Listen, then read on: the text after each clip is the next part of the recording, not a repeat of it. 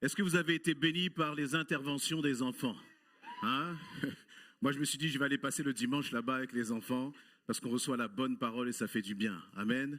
Et puis, ça fait du bien de voir des enfants qui sont vraiment dans la joie. Vous voyez, ils ne vivent pas finalement les choses de Dieu comme une sorte de religion, de tradition, mais il y a une joie simple des enfants. Et dans Matthieu 19, le Seigneur justement nous demande d'être comme des enfants, d'avoir ce cœur d'enfant. Et je voudrais aussi féliciter, encourager aussi tous les moniteurs et les monitrices pendant toute l'année qui font un beau travail auprès des enfants. Et ça nous donne aussi des leçons à nous qui sommes parents. Hein, est-ce qu'il y a des tontons et des tatis là dans la salle? Hein, est-ce qu'il y a des tontons et des tatis? Hein, les tontons et les tatis aussi, on a des responsabilités vis-à-vis des enfants. Hein, les parents, est-ce qu'il y a des parents? C'est sûr qu'il y a des parents. Hein? On a des responsabilités. Est-ce qu'il y a des grands-parents? Est-ce qu'il y a des grands-parents dans la salle? Hein? Il y a même des très jeunes grands-parents. On voit des visages qui sont jeunes, ils disent, toi, tu es grands-parents. Oui. Hein? On a des responsabilités vis-à-vis de nos enfants. Amen. Et les enfants, quand on les voit comme ça, on réalise vraiment que c'est un cadeau. C'est un trésor précieux que le Seigneur nous confie.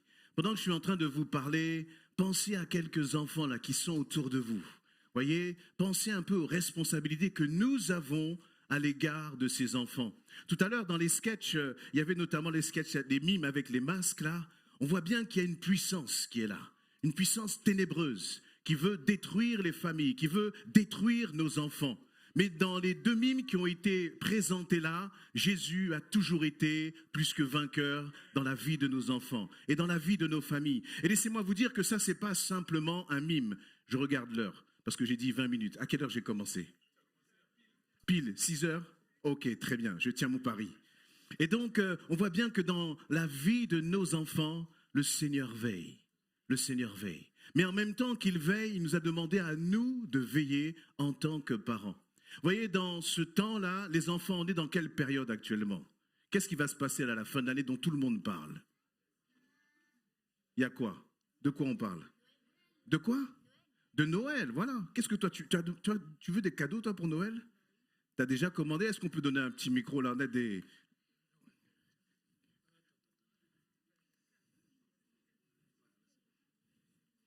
Vous prêchez pas, les enfants. Qu'est-ce que toi, tu veux pour Noël? Tu as déjà dit à papa, maman? Attends, il y a du 1, 2. C'est bon? Ok, vas-y. Déjà commandé? Tu as déjà commandé? Oui. Mais tu leur as déjà dit ce que tu as commandé? Oui. Tu veux nous dire ou pas, ou c'est un secret? Ça dépend. Ça dépend. Ben, choisis celui que toi tu peux dire et que tu veux partager ici. Qu'est-ce que tu as demandé à Jésus, aux parents pour Noël? Je sais plus. Tu sais plus? Bon, les parents, vous êtes au courant quand même, hein, de ce qu'il faut pour Noël. Hein? Est-ce qu'il y a un enfant qui veut nous dire ce qu'il a? Lui, il attend. Toi, tu veux? Ah. Et regardez, vos enfants, ils sont chauds bouillants, en tout cas. Toi, qu'est-ce que tu veux pour Noël? Un cadeau. Mais quoi comme cadeau? Dis quoi? Qu'est-ce que tu voudrais pour Noël? Hein? Une voiture télécommandée. Bon, il est où papa, maman? Ils sont où papa, maman? Derrière. Eh, voiture télécommandée, hein? Faut pas se tromper, hein? Qui d'autre? Toi, tu veux? Ah, elle est déterminée. Elle a dit, moi, j'aurai ma part. Qu'est-ce que toi, tu veux pour Noël? Une tente à maquiller. Une quoi? Une poupée? Une poupée. Une tête à maquiller? Ah, bon. Vous avez compris, les enfants, les parents. Hein? Vous avez intérêt à être au rendez-vous. Et vous savez, dans cette période-là, nous, les parents, les grands-parents, les tontons, les tatis, surtout les tatis, je sais qu'il y a plein de tatis. Ah là, il y en a une qui veut son cadeau. Je suis obligé de lui donner parce que là... Aïe, aïe, aïe.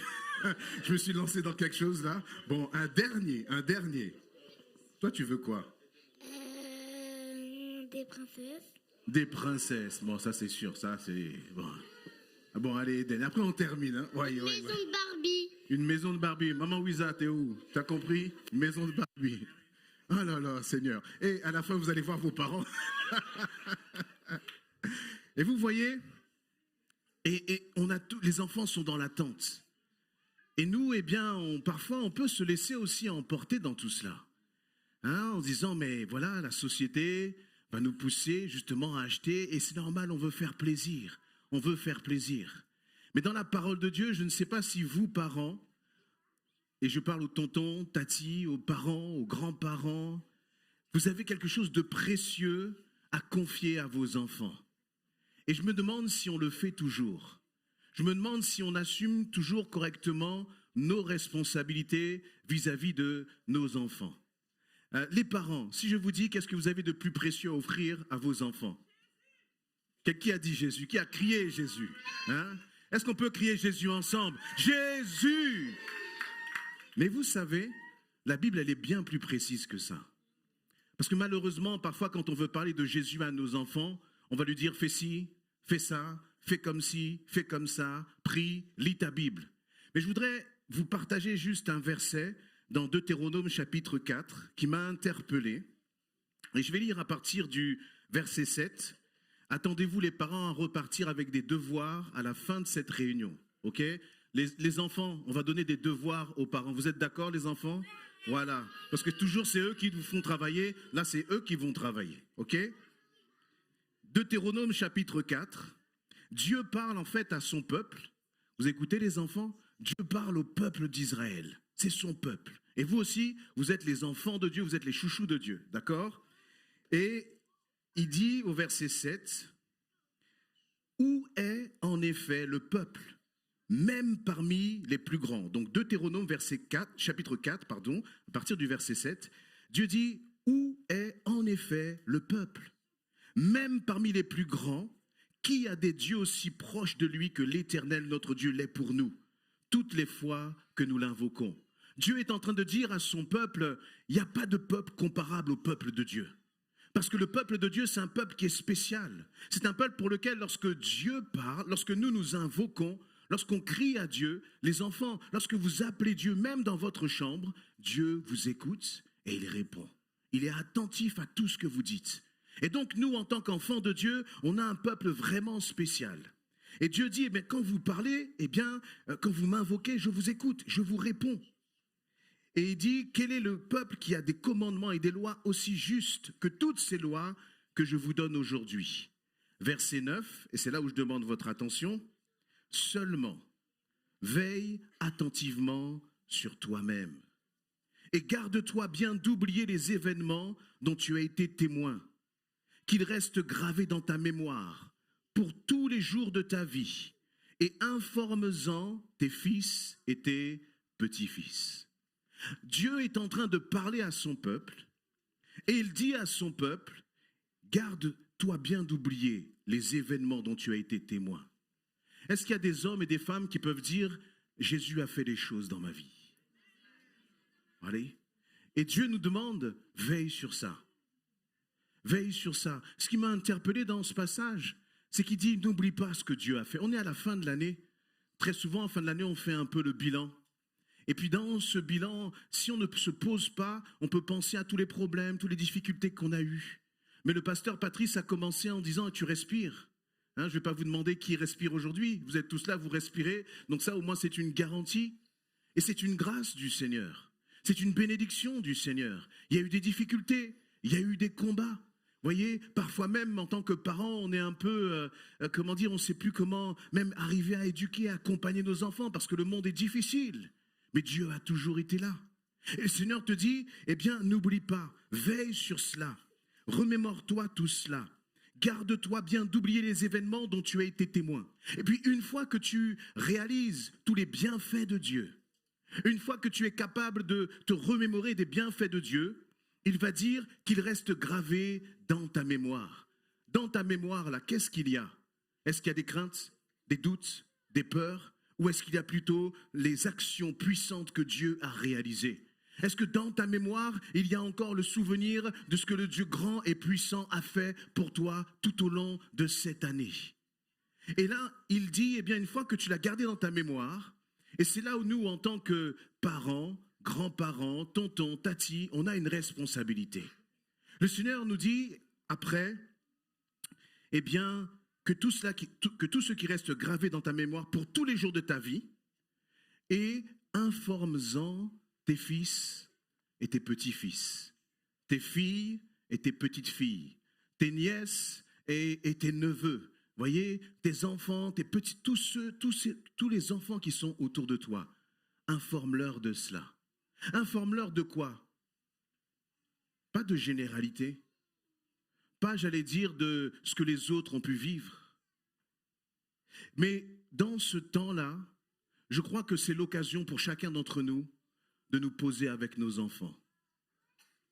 Si je demande là aux enfants, est-ce que tu sais ce que Jésus a fait dans la vie de papa et de maman? Est-ce que tu sais pourquoi aujourd'hui, papa et maman t'emmènent à l'église? Moi, je ne sais pas ce que Dieu a fait dans la vie de Dorian ou dans la vie de Dorine. Eux, ils savent exactement. Voyez, Dieu ne nous demande pas simplement de dire Dieu m'a sauvé. C'est pas assez précis, c'est pas... Non, Dieu dit, rappelez-vous des événements que Dieu a fait dans votre vie. Remémorez-vous ces événements-là. Et une fois que vous êtes remémorés ces événements-là, vous les prenez et vous les transmettez. Le plus grand héritage que vous avez en tant que parent, en tant que tonton, tati, en tant que grand-père, que grand-mère, voyez, ce n'est pas les cadeaux qu'on va apporter en fin d'année, ça il faut les garder. Si vous ne venez pas avec le train, la poupée Barbie, etc., ça va mal se passer. Mais nous avons quelque chose de tellement précieux à leur communiquer. C'est ce que Jésus a fait dans notre vie.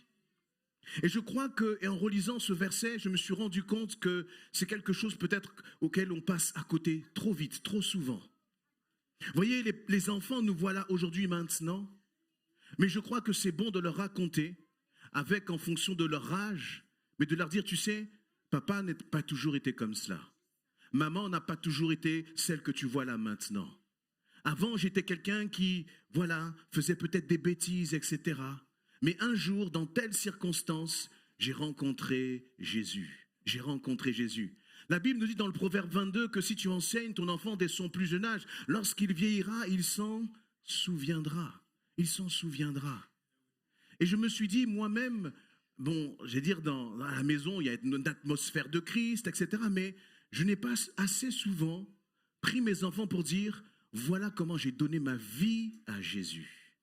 Voyez, il y a un moment dans notre histoire, dans notre parcours de vie avec mon épouse, ça a été difficile financièrement. Et j'aime bien remémorer avec mes enfants que combien le Seigneur nous a ouvert les portes, combien le Seigneur a envoyé des frères et des sœurs parfois pour nous apporter un sac de courses.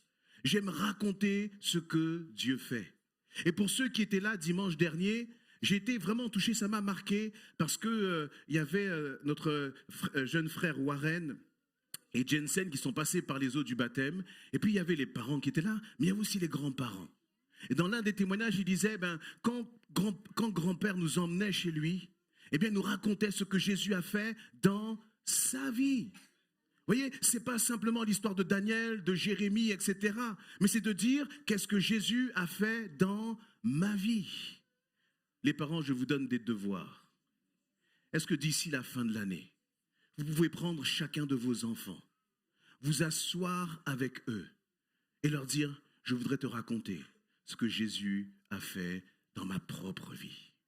Je ne sais pas ce qu'il a fait dans la vie de l'autre, mais je vais t'expliquer, je vais te partager ce que Jésus a fait dans ma propre vie. Est-ce que les parents, vous êtes d'accord pour faire cela? Il y a quelqu'un qui a fait comme ça. Non. C'est comme quand on vous donne des devoirs, vous ne voulez pas faire les devoirs. Est-ce que les parents, vous êtes d'accord pour faire cela? Et ça, c'est un cadeau précieux. J'ai dit parents, mais les tontons, les tatis.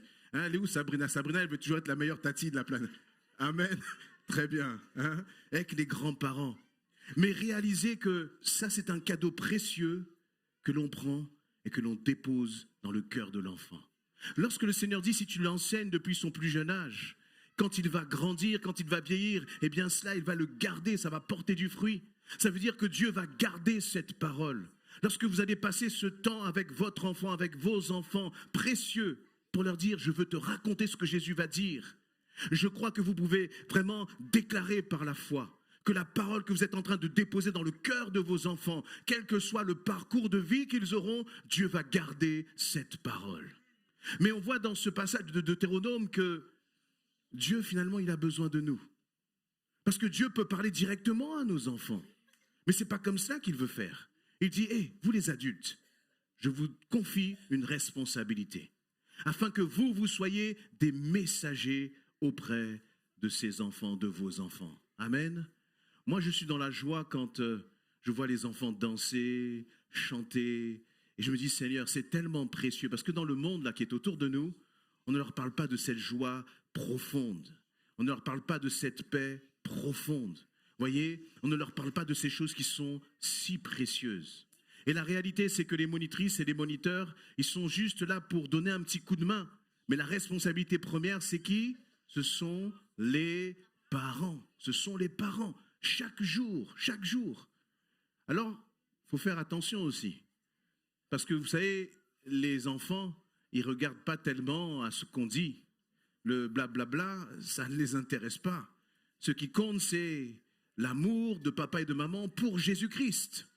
C'est de voir comment, vous savez, si je passe le micro et je dis, hey, dis-moi comment papa il est à la maison. Dis-moi comment maman elle est à la maison. C'est ça qui va marquer le cœur de l'enfant. Voyez? Et c'est pour cela que le Seigneur finalement nous donne cette responsabilité d'être des hommes, des femmes, des parents selon le cœur de Dieu. Des grands frères aussi et des grandes sœurs. Je vois notre sœur Juliette là, elle prie, elle demande souvent la prière pour les petits, pour la famille, etc. C'est notre responsabilité, amen, d'être des témoins pour le Seigneur. Et vraiment, moi je vous invite pendant ces temps de fête encore une fois à passer ce temps. Voyez, j'ai trouvé très intéressant l'idée par exemple du jeu. On va acheter des jeux à droite, à gauche, plein de jeux, etc. C'est bien, on passe des moments fraternels, etc. Mais franchement, faire un jeu là, comme celui-là, en famille, est-ce que c'est compliqué? C'est pas compliqué. Mais c'est du temps précieux qui est passé avec les enfants autour de la parole de Dieu. Et laissez-moi vous dire, c'est tellement puissant. Quand on est dans l'église depuis quelques années, on a du plaisir à voir les enfants grandir.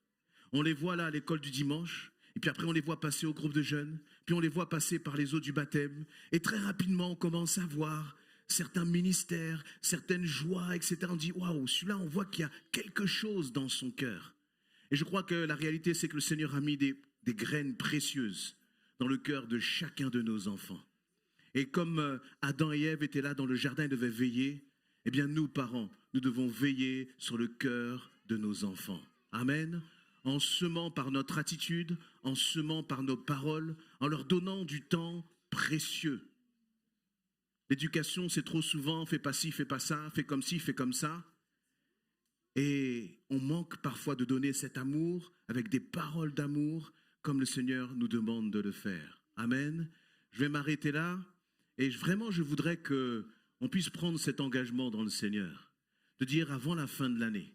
Je peux demander les parents, est-ce que vos enfants connaissent un peu votre témoignage de conversion? Est-ce qu'ils le connaissent? S'ils ne le connaissent pas, ce n'est pas un problème. Hein? Vous avez jusqu'à la fin de l'année pour régler cette affaire. OK? Mais c'est vraiment important de le faire. Et je voudrais aussi vous dire, allez, je vais terminer avec ça. Peut-être que tous les parents, je n'avais pas prévu de le faire, mais on ne peut pas passer à côté de ça quand même, dans une telle période. Peut-être qu'il y a des parents au milieu de nous qui n'ont pas eu encore cette grâce de connaître Jésus-Christ. Et vous allez vous dire, moi je voudrais bien raconter, mais je n'ai pas encore vécu quelque chose avec Jésus-Christ. Dans ce temps-là de fête, je voudrais vous partager ce qui nous est dit dans Ésaïe chapitre 9, verset 5. « Car un enfant est né pour nous. » Je vous lis dans la version du Semeur. « Car un enfant est né pour nous. » Cet enfant, c'est qui les enfants? Toi, tu es né, c'est bien. Mais il y en a un super enfant qui est né, c'est Jésus. Mais toi aussi, tu as raison, tu es né. Alors, cet enfant, il est spécial, les enfants, par contre. Hein? Il nous est dit, car un enfant est né pour nous.